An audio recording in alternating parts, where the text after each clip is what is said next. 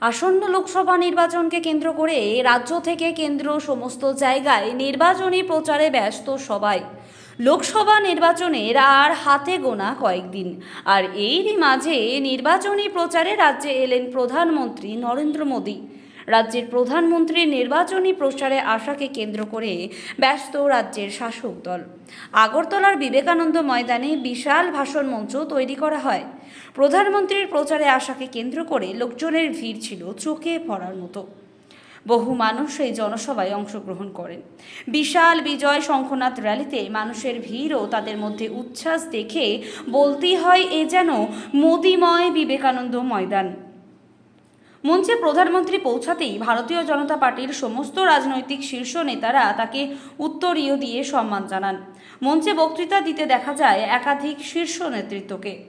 এরপর মোদিজি বক্তৃতায় উঠে আসে ভারতীয় জনতা পার্টির একাধিক জনপকারী প্রকল্পের কথা। প্রতিশ্রুতি ছিল HIRA মডেলের, এবার হচ্ছে HIRA+। বিবেকানন্দ মঞ্চ থেকে তিনি জানান যে এই প্রকল্প নিয়ে ভারতীয় জনতা পার্টির ইতিমধ্যেই কাজ করতে শুরু করেছে, যা শুনে মানুষের মধ্যে উচ্ছ্বাস ও উল্লাসের জোয়ার নামে।